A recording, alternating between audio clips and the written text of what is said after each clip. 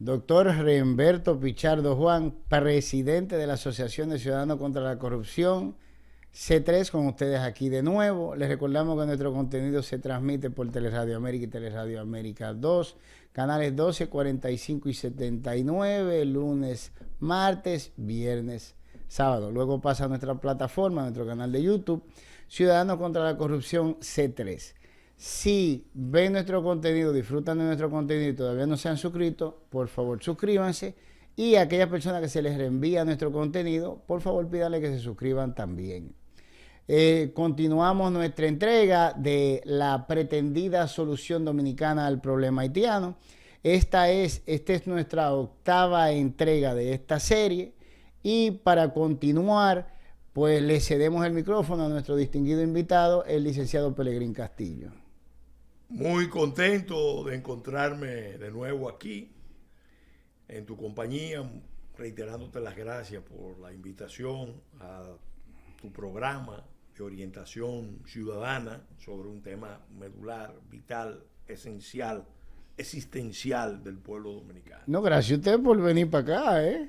No, para mí es un deber, porque el que ha vivido lo que yo he vivido, el que conoce lo que yo conozco, el que ha sido testigo y actor y estudioso de este asunto tan esencial, tiene la obligación de compartir, de transmitir en este formato, porque todas estas cosas yo le he dicho en diferentes momentos, pero nunca en forma de secuencia, en forma de una especie de entrega continua, para que el pueblo dominicano comprenda cuál es la magnitud del desafío y por qué estamos, que yo insisto, colocados en una trampa mortal. ¿No? Y los diferentes sabotajes, como vamos viendo a lo largo de lo que es la historia reciente de este problema con el vecino país de Haití y los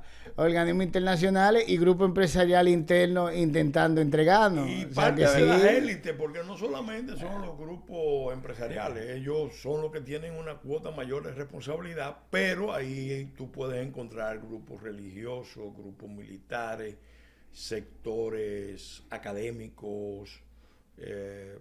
Y entonces, de alguna manera, las élites o clases dirigentes de República Dominicana, que en general son disfuncionales, usando la terminología, el concepto que elaboró Helio Jaguaribe, no asumen un proyecto nacional. Y esta es la prueba, con este tema y con muchos más. Pero yo decía en la séptima entrega, terminamos explicando lo que pasó con la ley de migración. Se aprobó el 15 de agosto, se promulgó el 15 de agosto en la noche, luego yo fui convocado a una reunión a Funglode por parte de un equipo de intelectuales, fundamentalmente intelectuales y diplomáticos. Estamos hablando del 2004. 2004. Okay. Sí, fue cambio de gobierno. Cambio de gobierno a okay. Unos 2 meses del cambio de gobierno me llamaron para entender un poco lo que había pasado y sobre todo yo me di cuenta que el tema crítico, como se verá después, siempre fue el tema de la nacionalidad, porque aquí siempre hemos estado luchando con la visión norteamericana del Departamento de Estado y de otros actores de establecer el modelo americano de un jus soli abierto que tiene una lógica que encaja perfectamente con la visión que se formuló en el 49, traslado masivo de poblaciones, de familias enteras en forma permanente. Para que se entienda lo que es el jus solis, eso significa que usted adquiere la nacionalidad por el simple hecho de haber nacido en el suelo de ese país. Entonces, cuando se trata de abierto, significa que una persona ilegal, una madre ilegal, viene, entra de cualquier forma, da a luz aquí y su hijo obtendría la nacionalidad dominicana por el simple hecho de haber nacido aquí, sin ningún tipo de restricción. Eso era lo que querían que nosotros hiciéramos. Entonces yo me di cuenta de que ese era el punto. Nos fuimos a la Suprema Corte de Justicia.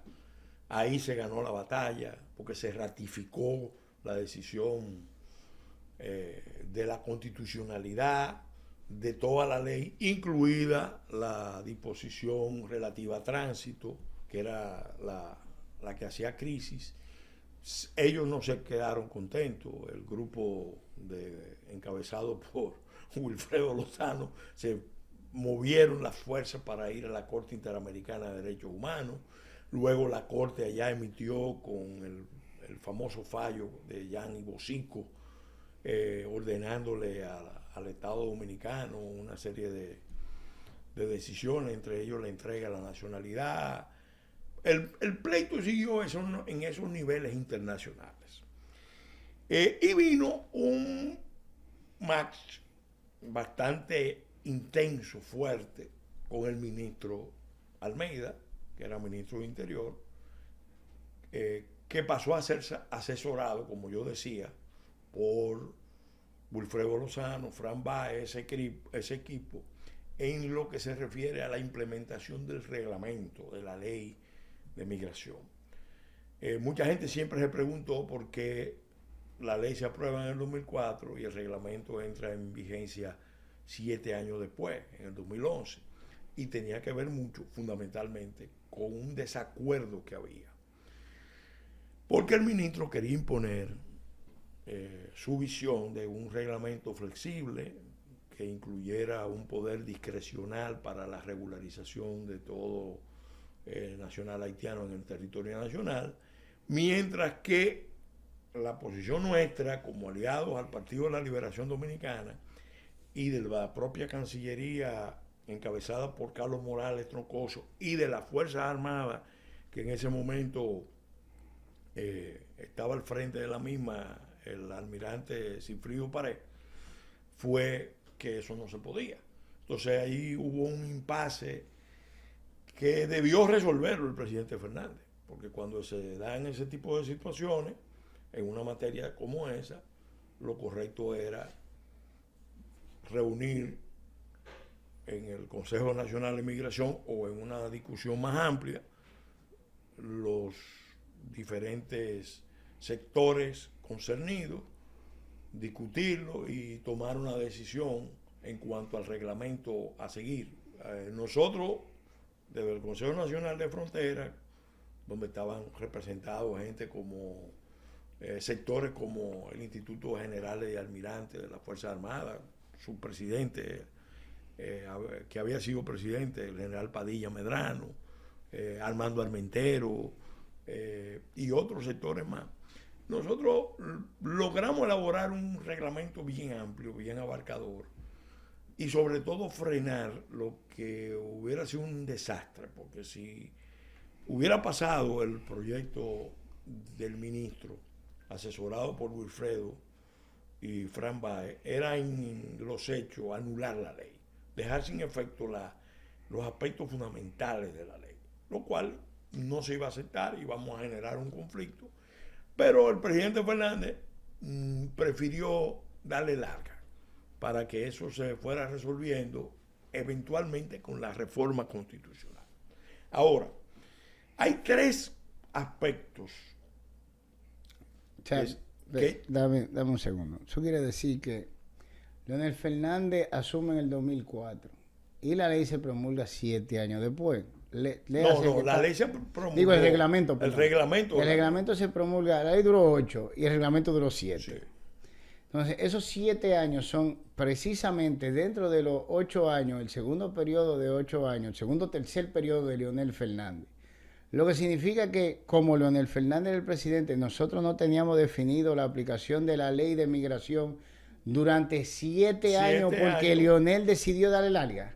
Se tomó la decisión de darle larga porque había un desacuerdo muy intenso y el que tenía que dirimir eso como jefe ejecutivo pero es que yo no entiendo cómo es que 2 gentes pueden crear un desacuerdo en la aplicación de una política nacional Que está bastante claro. Te voy a explicar.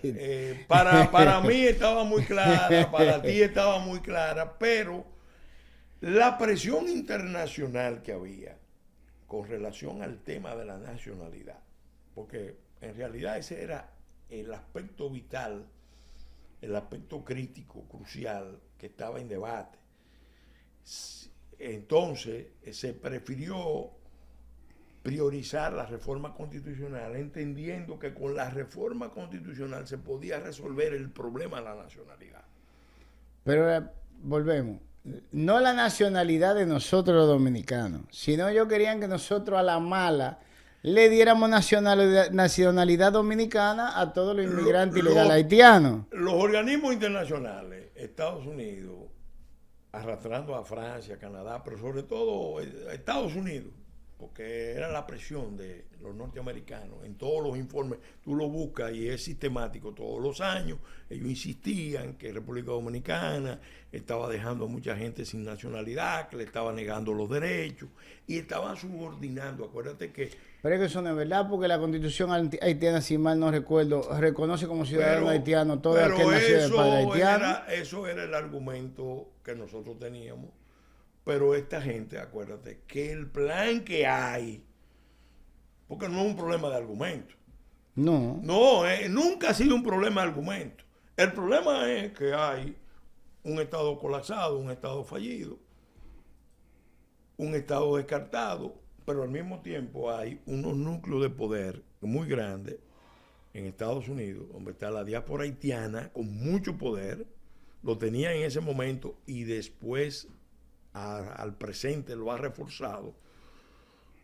El caucus afroamericano con una visión ideológica racialista del tema y los demócratas liberales que empezaron con los Kennedy, siguieron con los Clinton y finalmente con los Obama, que Obama es el que está moviendo los hilos de lo que yo no vacilo en definir una conspiración de alta inteligencia contra República Dominicana. Ahora, yo quiero pasar a analizar, porque más adelante vamos a retomar el tema, tres aspectos que se generaron, tres asuntos que se generaron en ese periodo de el 98-2006 y que son medulares y que ahora mismo están también muy activos. Me explico. El muro. El muro.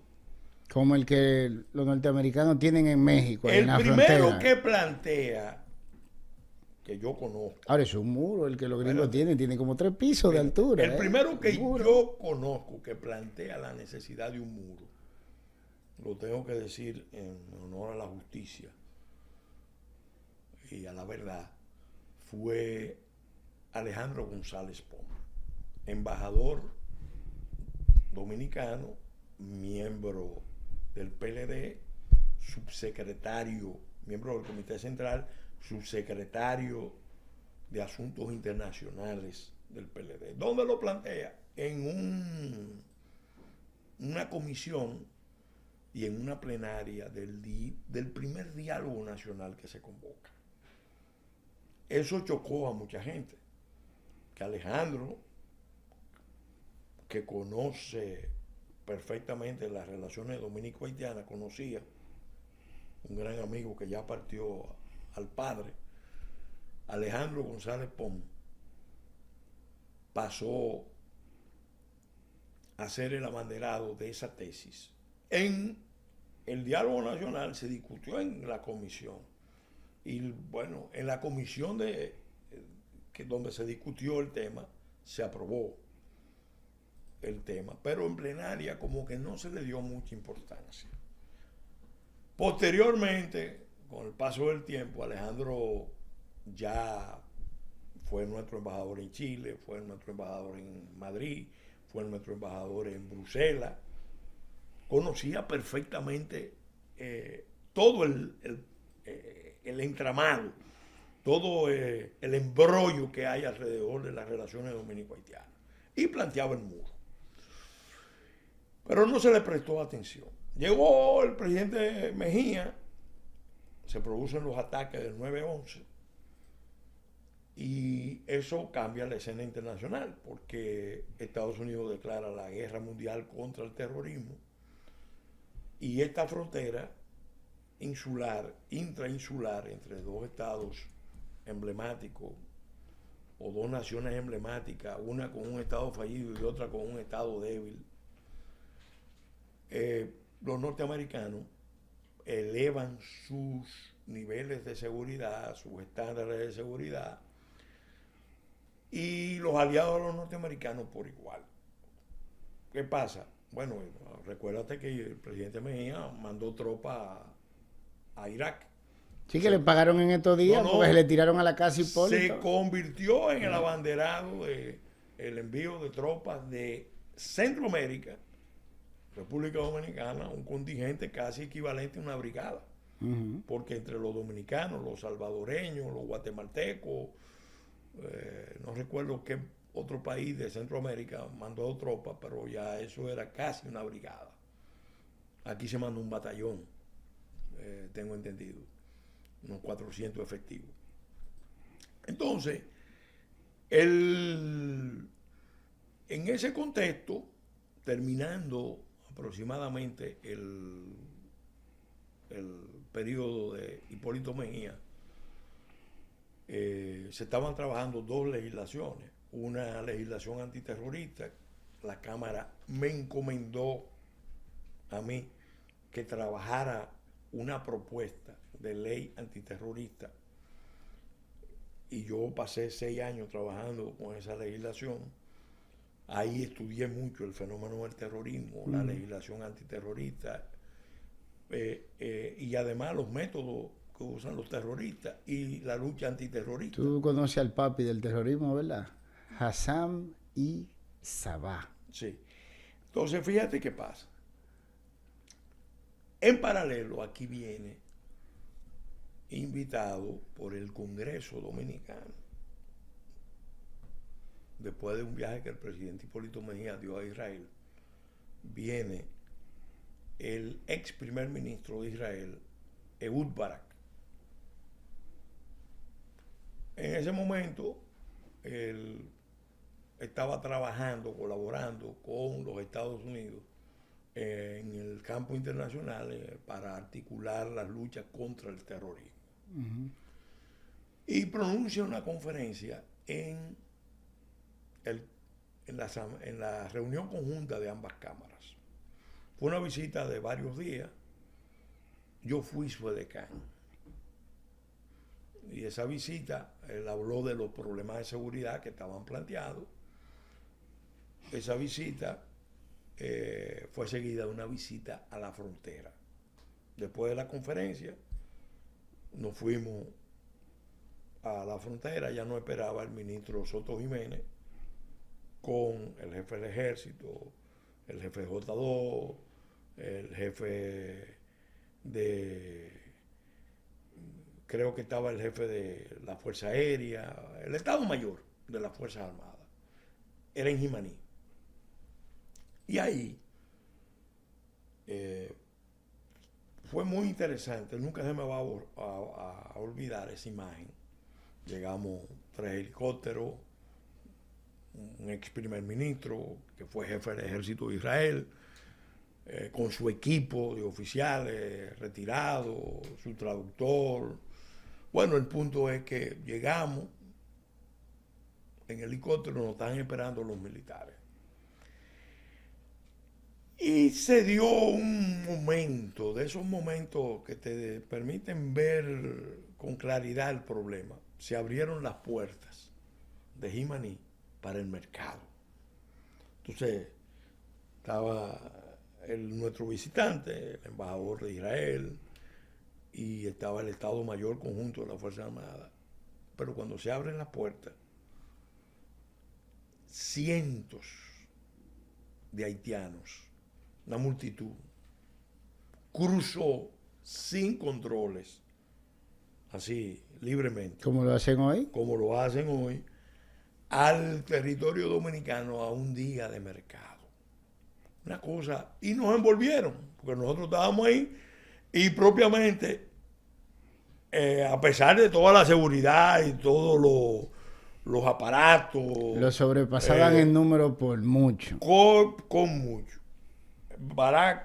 Ehud Barak, tuvo una expresión de asombro sobre, porque él fue a ver cómo era que funcionaba la frontera.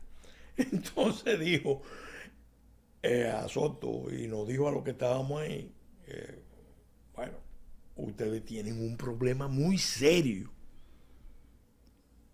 Sí. Ustedes tienen un problema de seguridad muy serio. Sí. Yo le dije, Nosotros lo tenemos. yo Es no, así. no, yo le dije, Es así. mire, Barak, Es así. Premier, mire, eso es verdad, nosotros tenemos un problema muy serio, porque eso que usted ve ahí pasa en muchos puntos de la frontera, pero el problema es nuestro, pero también es de Estados Unidos. Porque el día que Al Qaeda, que era quien estaba al frente de la lucha yihadista en ese momento, el día que Al Qaeda quiera pasar a unas vacaciones en el Caribe, le dije yo, entrará por esa frontera. Sí, claro. Le dije yo. Sí. Ya había pasado algo, porque ya yo tenía la información, como estaba trabajando con la legislación antiterrorista, ya tenía mucha información de que había pasado algo relativo al envío de pasajes a parte de los terroristas del 9/11 que se mandaron desde República Dominicana, desde una agencia de viaje en República Dominicana a Hamburgo. Y obviamente eso ponía a República Dominicana en el mapa, porque alguien desde aquí le envió al grupo de los que se inmolaron el 11 de septiembre del 2001 y produjeron los ataques terroristas en Washington y en Nueva York, le mandaron pasajes a 2 de ellos. Pero claro. Entonces, ¿qué pasa? Vino el razonamiento. Mire, esta frontera es nuestra, es dominico-haitiana, pero es la tercera frontera de Estados Unidos. ¿Y de Europa? Pero de Estados Unidos principalmente porque está en la zona, o sea, lo explicaban Nicholas Spitman, que es uno de los mejores alumnos del gran geoestratega de la seguridad de Estados Unidos, el almirante Mahan. Nicholas Spitman formuló una teoría sobre las áreas estratégicas de las Américas y el Caribe, definido como el Mediterráneo americano, era una zona altamente sensible. La primera frontera de Estados Unidos es Canadá, la más amplia, pero no es un país hostil. Son muy afines, norteamericanos y canadienses. La segunda es México. Y la tercera es la zona del Caribe antillano, del Caribe insular. Entonces, le razonamos eso a Barak. ¿Qué pasa?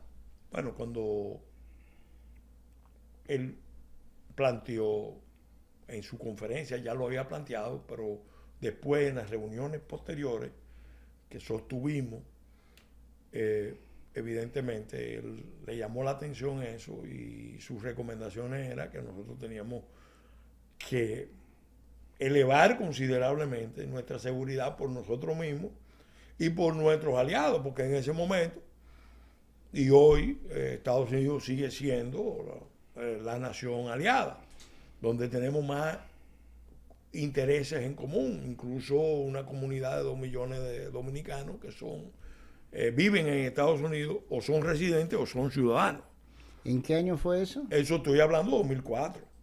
2004. Tú, Sí, junto con el proceso de aprobación de la ley de pero migración. tú llegaste a ver las publicaciones que hicieron los norteamericanos en el Aeropuerto Internacional de las Américas recientemente, tiene que ser hace como algunas 2 o 3 semanas, de un miembro de bandas haitianas, para que si lo veían, Sí, lo sí, atraparon. el líder de Maguazó, sí, Sí, sí.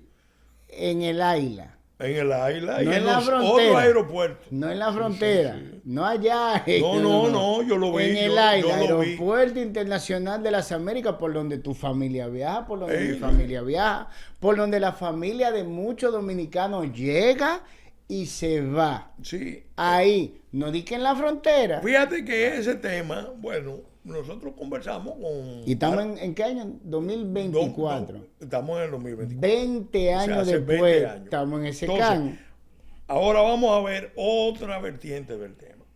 Después que cambie el gobierno, para darle seguimiento al tema del muro, se produce una invitación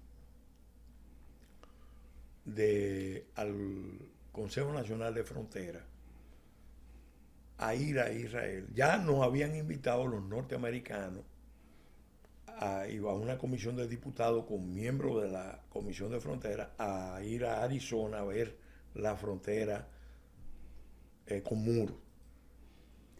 En Arizona. A mí me gusta más la tecnología de los israelíes porque... Bueno, pero lo que nosotros vimos en Arizona, yo caminé por ahí y me llevaba, fue una semana completa, el grupo de diputados y de la Comisión Nacional de Frontera. Y fuimos, y no es que es invulnerable, pero evidentemente era una estructura de seguridad en esa zona de Arizona, Nogales. Sí, sí, Estuvimos sí, en el sí. paso de Nogales y toda la zona contigua. Sí, sí. Pero después vino una invitación de Israel. Y ahí se nos formuló, nos hicieron la presentación de los muros de Israel. El muro con Cisjordania, que era el más completo, porque ya ellos habían sufrido ataques terroristas importantes. El muro con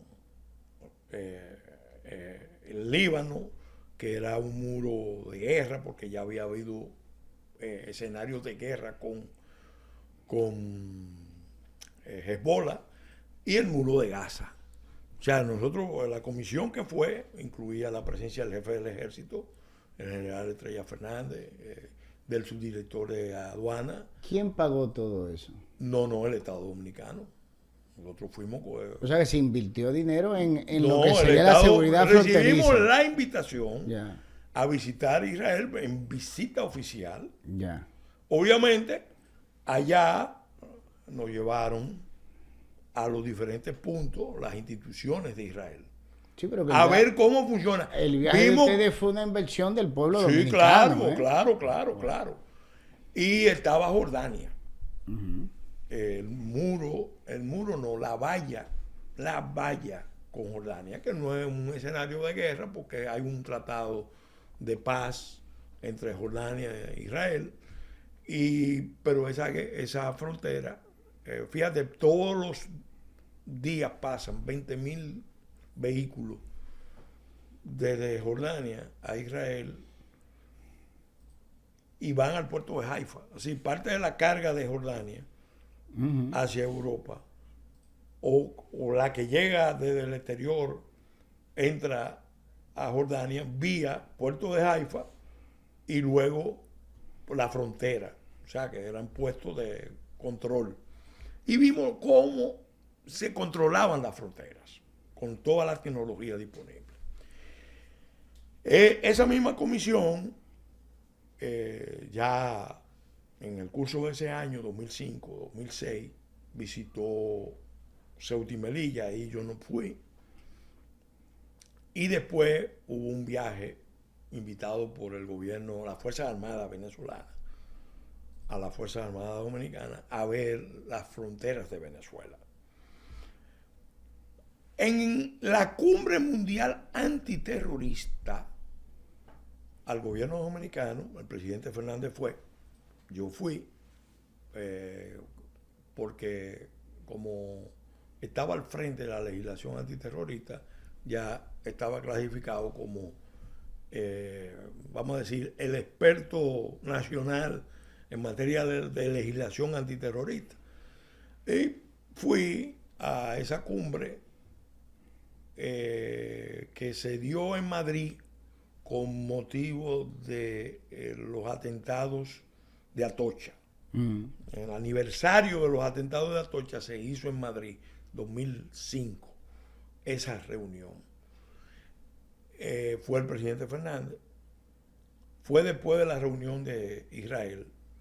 No, fue en el 2005-2006. El punto es que le entregamos la propuesta. Fue al ex canciller Shlomo Ben-Ammi, el embajador dominicano en Israel, Alexander de la Rosa. Yo estaba presente. Se le entregó la propuesta de Rafael. Rafael es una de las grandes empresas de alta tecnología de Israel, una propuesta para la construcción del muro fronterizo. 2005-2006. 2005-2006. Yeah. Obviamente yo, cuando estuvimos en Israel, le dije a las autoridades de Israel, miren, a nosotros nos interesa no solamente construir un muro con tecnología, y ustedes evidentemente están a la vanguardia de materia de seguridad, pero tan importante como el muro son los planes de desarrollo fronterizo, porque nosotros tenemos un problema serio de despoblamiento de las provincias fronterizas. Se están despoblando, se está produciendo un desplazamiento, están llegando haitianos a ocupar el lugar de los dominicanos, y nosotros queremos la colaboración de Israel para que nos apoye en esta materia. Y un tercer campo de cooperación es, bueno, en la política exterior. Israel es el país que más influye en la seguridad, en las políticas de seguridad de Estados Unidos. Y por tanto, como nosotros, el problema que tenemos una pregunta. No es con Rusia y con China, sino con el núcleo que en Washington quiere imponer la solución dominicana al problema haitiano. Cuando tú hablas de la despoblación de Israel, ¿qué era lo que ustedes le iban a pedir? ¿Tecnología de agricultura? Apoyo, asesoría para la creación de modelos de asentamiento que permitieran, productivos. Sí, porque ellos lo han hecho en el desierto. Claro, y nuestra... O sea, era tecnología de producción, de no, y la experiencia y el asesoramiento. Ya. Porque ellos son líderes en esa materia. En el desierto, en la zona despoblada, e incluso con una visión de seguridad. Sí, sí. Porque vamos a repoblar, pero con una visión de seguridad. O sea, la idea era desarrollar el área. Sí, incluso establecer hasta una modalidad de una especie de kibutz dominicano, donde pudieran vivir comunidades de familias dominicanas, al mismo tiempo producir y asentarse con estándares altos de vida, porque Israel pudo ir construyendo fronteras desde 1948 porque tenía una estrategia de que los asentamientos tenían que ser productivos, claro, y al mismo tiempo tenían que tener una visión de defensa. Sí. Sí, la primera línea de defensa, lo dijo Ben Gurión, lo mejor a la frontera. Pero era un proyecto completo, o sea, que abarcaba desde el aspecto económico, manutención de los asentamientos, etcétera, etcétera, eso hasta era la seguridad. El planeamiento que ellos tenían a partir de su experiencia, nosotros desarrollarlo aquí. O sea que con las modalidades propias de nuestro medio. Sí, pero que era algo que ya estaba en funcionamiento. Claro, y ellos lo habían desarrollado en África. Sí, hay muchísimos países africanos. El programa de cooperación de Israel era en materia de asentamientos humanos. Ya. En zonas difíciles, en zonas estratégicas. O sea que podemos decir que de haberse implementado eso, tuviéramos una frontera productiva. Eso se llevó al presidente Fernández. Con el tiempo, pasado unos meses, yo tuve una conversación con Miguel Coco, que era uno de los estrategas del gobierno del PLD. Tuvimos conversación, discusión. Ujú. Porque yo les decía, bueno, nosotros necesitamos hacer este esfuerzo y nuestro mejor aliado estratégico para hacerlo es Israel.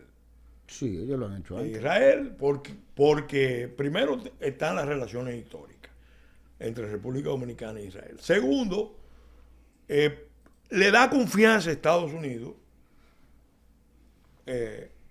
Sí, pues socio de ellos también. Tercero, puede influir mucho en Estados Unidos para neutralizar las presiones que vienen de esos sectores que he mencionado varias veces. Que no representan Que el no- pueblo norteamericano. No representa, no es una visión racialista, De un sectaria, grupito, de un grupito. de un grupo fundamentalista en algunas ocasiones, pero sobre todo con un proyecto que sí lo han delimitado muy bien en la isla de Santo Domingo. Entonces, Pero duele el hecho de que se le propuso un plan de desarrollo fronterizo y todos esos pueblos que Todo están eso- votados. todo eso se llevó, Estamos hablando de 19 óyeme, años todo atrás. eso se llevó 2005, 2006. ¿Qué pasa? Diablo. Miguel Coco me dice a mí, mira Pelegrín, el problema de hacer esto es que nosotros estamos procurando ir al Consejo de Seguridad de Naciones Unidas y hacer una alianza con Israel en estas materias nos va a obstruir la meta de política exterior de ir al Consejo de Seguridad. Ahí fue que empezamos una discusión amigable. Y yo te voy a hacer una pregunta. Porque yo le dije, no, ¿Y no. qué diablo vamos a hacer No. nosotros en el Consejo No, de Seguridad de la ONU? Eso mismo. Wow, República Dominicana Eso ahorita la mismo. Tercera Guerra Mundial con una minoría de votos, un paísito del Oye, Caribe. eso mismo le Sí, dije estamos yo le dije, mira, la política exterior de los países no es que no deba buscar prestigio, Ujú. porque evidentemente ser miembro del Consejo de Seguridad Pero es más simbólico puede de dar nosotros que prestigio, otra pero en el cosa. caso de nosotros que tenemos un problema muy concreto Claro. y muy serio, nosotros tenemos que pensar en una política exterior en función de nuestras realidades y de nuestros intereses Y y necesidades. buscando Y las necesidades. alianzas adecuadas. Ujú, Las alianzas adecuadas. Los árabes no nos van a resolver este problema. ujú. Quien nos puede ayudar con Estados Unidos a elevar los estándares de seguridad y de desarrollo fronterizo en la frontera es Israel. Ujú. Entonces, bueno, pero no se pudo. En ese momento, sí, como te digo una cosa, te tengo que decir la otra. El embajador Hans Herter se había quedado aquí por más tiempo de lo normal, y el embajador Herter al gobierno dominicano le había planteado la necesidad de crear un cuerpo de seguridad fronteriza de carácter civil y de sacar a las Fuerzas Armadas de la frontera, porque, como te digo una cosa, te digo la otra. El plan original de los norteamericanos, cuando se elimina el ejército haitiano, era que si ya no hay en Haití ejército, ¿Por qué nosotros teníamos... ¿por qué nosotros teníamos que tener una fuerza armada grande, con recursos, con medios? Y el presidente Fernández, como te digo una cosa, te digo la otra, le dijo no. Eso es intocable, eso es constitucional, eso es histórico y nosotros eso no lo vamos a tocar. No lo vamos a tocar. Para que nos lo sacáramos del Y palacio. cuando trataban de plantear el tema de sacar a las Fuerzas Armadas de la frontera para crear un cuerpo civil, también hubo un rechazo contundente. Ahí es que surge, ya las Fuerzas Armadas habían estado trabajando en la creación de un cuerpo especializado que se crea en el 2006, el CEFRON. Pero con un problema de origen que no lo ha podido superar. El CEFRON depende de la Secretaría de la Fuerza Armada. y el resto de la frontera depende del ejército. Entonces hay dos autoridades en la frontera. La que controla el ministro a través del CEFRON, que solamente controla los puestos de entrada.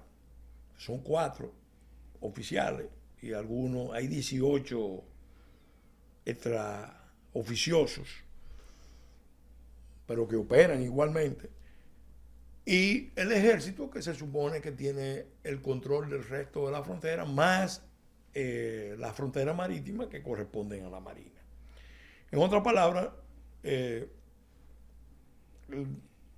no hay un mando unificado para el tema del control de las fronteras. ¿Y tú crees que eso es fortuito? Bueno, ese es un problema que el país tiene que superar. ¿Tú crees que eso es fortuito? Ese es un problema que el país tiene que superar. Es una casualidad. Entonces, ¿tú crees eso? fíjate, eso es en cuanto al tema del muro. ¿Qué pasa? Los venezolanos hicieron una propuesta. Nosotros dimos un viaje a Venezuela y allá conversamos. Fueron 2 generales del ejército dominicano, el embajador dominicano, un embajador, presidente del Consejo de Frontera, Radamés Batista, y su equipo. Fui yo como diputado y tuvimos una reunión con el alto mando militar venezolano. Había 9 generales. El tema era cómo se podía trabajar en cooperación República Dominicana, Venezuela. Ellos habían hecho una propuesta original que no la reiteraron, y era que Venezuela estaba dispuesto no a un muro, pero sí a la construcción y reconstrucción de todas las vías de comunicación en el eje norte-sur, que es estratégico, incluido la internacional. Sí, claro, porque si tú tienes flujo, tú tienes comercio, y si tú tienes comercio, tú tienes asentamiento, y se crea prácticamente un muro humano porque hay un área de desarrollo de República Dominicana y la línea Es que da fronteriza. vergüenza que Sí, yo me así pueda es. comunicar más fácilmente Sí, así es. de Jimaní a Puerto Príncipe, de Dajabón a Caguaitiano, Que cruzar la que frontera cruzar de la cabo a frontera cabo. de norte a sur Sí, o de sur a norte. Sí, así es. O interconectar las regiones norte-sur. Y vuelvo y te digo, ¿tú crees que eso es una casualidad? Bueno, se hizo la propuesta y también nosotros la llevamos. Para que, bueno, si no se va a construir el muro, por lo menos las carreteras, porque eso también da más control, más vigilancia, Claro, teóricamente, Claro. En la frontera. Recuerdo algo a propósito de Venezuela, una anécdota que quiero hacer. El día que se estaba formando CEFRON, conmigo estaba el general Belisario Landis, de Venezuela. Estaba ahí en la tribuna, en las Fuerzas Armadas, y él me dijo algo que yo lo he tenido muy presente. Me dijo, mire, diputado, se está creando este órgano, pero si este órgano y las unidades de frontera no se convierten en unidades élites y se le crea un entorno propio, aislado de la población, terminan creando problemas. Sí, porque se corrompen. Entonces él me decía, la experiencia que yo tuve como oficial del ejército de Venezuela en la frontera con Colombia era que las tropas comunes, mientras más interacción tuvieran con el paso del tiempo, Más se corrompían. se iban a degradar Sí. y a confundirse con la población. Ujú. Que lo correcto era crear una unidad élite aislada con sus familias en campamentos, en ciudades militares, que estuvieran ahí cerca de la frontera, pero ellos, los militares, sabían que sus familias estaban ahí y una serie de beneficios adicionales que lo hicieran sentir como parte de una élite en defensa del país. Sí, porque es que la gente cree que aumentarle el sueldo es un beneficio. No, para que lo sepan. El gobierno federal, para ponerlo de ejemplo, norteamericano, no es que le da un sueldazo a los agentes y a los guardias, no. Lo que le hace es que le provee de todas sus necesidades para que no necesiten un sueldazo. ¿Qué significa? No, y que sepan que están en juego. Están cuidados. No, Eso que significa... nadie puede dar seguridad si no tiene seguridad. Sí, eso es. El sistema escolar tienen acceso al mejor provisto por el gobierno, perdón. Hospitalario, el mejor provisto por el gobierno. Y así sucesivamente. Entonces, los cuartos no te sirven de nada Sí. si tú, por más cuarto que tengas, nunca llega a la canasta básica familiar. Ahora, esos servicios de forma gratuita como beneficio te hacen no necesitar dinero. Entonces, fíjate, quería decir eso con relación al tema del muro. No, está bueno, Porque está bueno. el muro, nosotros seguimos planteándolo. Lo seguimos planteando en diferentes escenarios, diferentes momentos. E incluso, más recientemente, Vinicio, cuando entró al Congreso, que yo pasé a formar el Ministerio de Energía y Minas, lo formalizó como propuesta de resolución. Eso generó un debate tremendo. Rodríguez Marchena salió en nombre del gobierno oficialmente a rechazar esa propuesta, porque decía que eso no era parte de la visión del gobierno del PLD. ¿De qué año estamos hablando? No, yo estoy hablando del 14. Ya, Danilo. Ya, Danilo. Y se armó un debate muy intenso en la Cámara de Diputados. Ah, pero era que Montalvo estaba ahí, eso hizo crisis. Eso hizo crisis. Ah, ya. ¿Qué hicimos nosotros después? Fíjate, ¿qué hicimos nosotros después? Bueno, seguimos tratando el tema y yo elaboré un anteproyecto de iniciativa popular legislativa, teniendo por objeto ordenar la construcción de un muro científico-tecnológico, físico-tecnológico, con muchos detalles, incluso un muro que iba a generar su propia energía y que iba a ser no solamente una estructura de defensa, sino una subred eléctrica. Ah, pero ahí tenía tú de frente al CONEP y los muchachos En de el la eje generación. norte-sur. Es que tú eres un freco. ¿Tú te crees que tú le ibas a quitar eso a esa gente? En el eje norte-sur. No. A eso hay que hacerle una planta, una generadora y que Celso Magrancini tiene que controlar eso. Mira, pero es verdad. tanto es así, tanto es así que nosotros, bueno, el proyecto, el muro, lo empezamos a promover en varios escenarios y llegamos a recabar la primera iniciativa popular legislativa. Llegamos a recabar antes de la pandemia, la paramos con la pandemia, 80,000 firmas. El plan era que cuando llegáramos a 120,000 o a 150,000, lo sometiéramos, aunque no había una ley general, pero la Constitución mandaba. Y entonces nosotros, por lo menos la legitimidad la iba a tener. Luego ya conocemos la historia reciente, que volveremos a ella. Ahora, otro aspecto que yo quiero resaltar, que es... Déjame hacerte una pregunta. ¿Ustedes llegaron a mapear esa área fronteriza y a nivel de números aterrizar qué sería necesario para su desarrollo?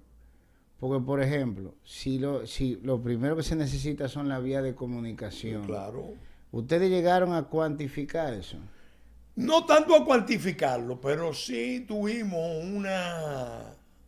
porque el Consejo Nacional de Fronteras no es un organismo fuerte para hacer una planificación de ese tipo, pero sí había una visión general de las cosas que había que hacer, especialmente en obras de infraestructura, con la carretera internacional, las carreteras interprovinciales y las presas que había que desarrollar en la zona, más lo que se podía hacer en términos de energía solar, de energía eólica, de producción de diferentes tipos de rubros. Porque la frontera la gente no lo sabe. El espacio de la frontera tiene un potencial de producción de riqueza impresionante. Sí. Impresionante. Sí.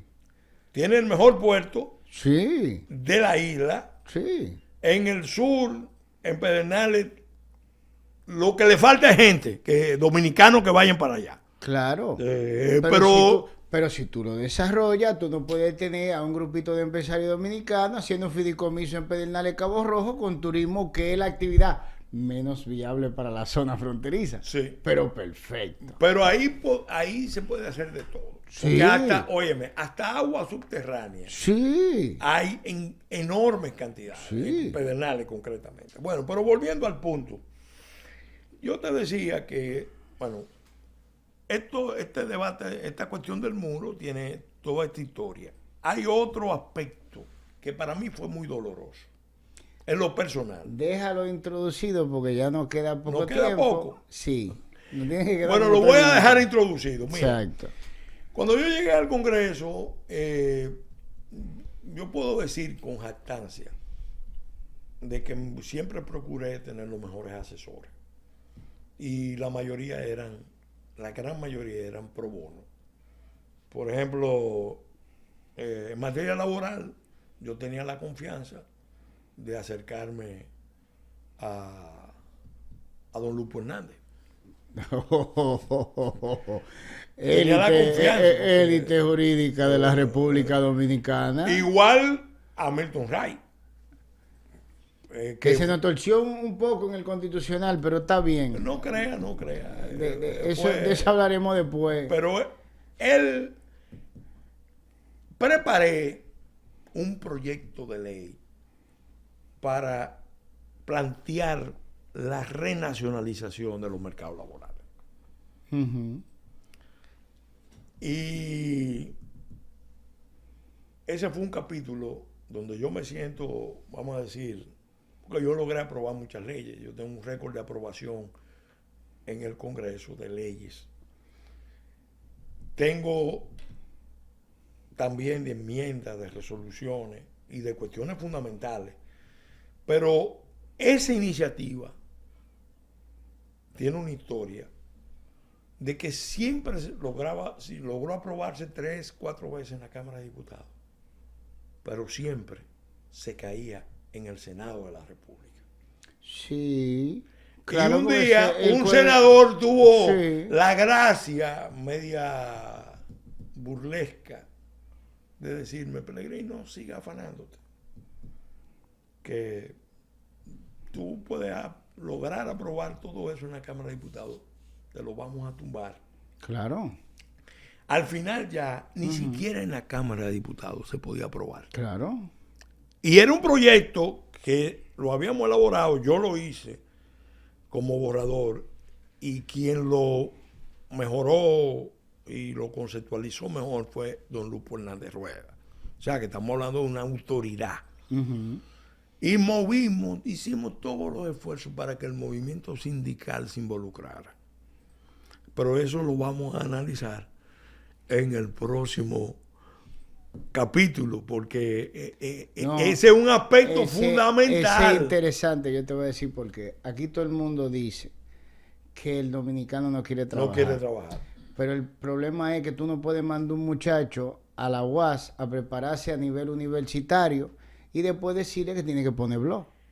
Tú no puedes preparar un muchacho a nivel universitario, pasarlo por un sistema escolar que por más malo que sea, por lo menos tiene algo, y después decirle que todo eso que él aprendió no es lo que él va a hacer, para lo que se entrenó no es lo que él va a hacer, y que él tiene que o trabajar en una finca agropecuaria para recolectar y hacer jugo, ordeñar vaca o fajarse a poner blog. Entonces hay una discordancia sumamente fuerte, porque nosotros estamos preparando no personas que van a ingresar a un modelo económico para el cual lo estamos preparando. Pero Roberto, yo te voy a decir,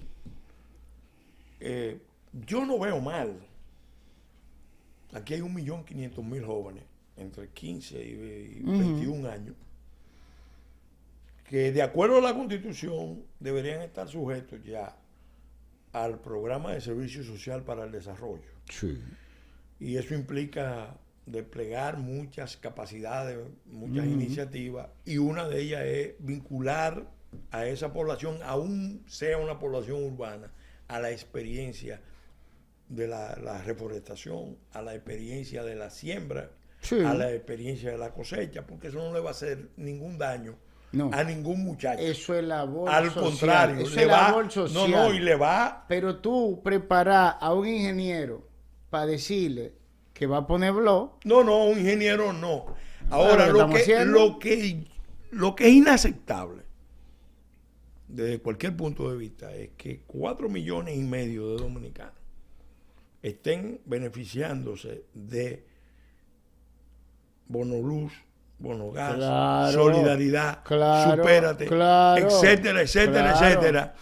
Y que tan pronto entren a trabajar, aún sea temporalmente y con salario mínimo, a un empleo formal, pierdan los beneficios.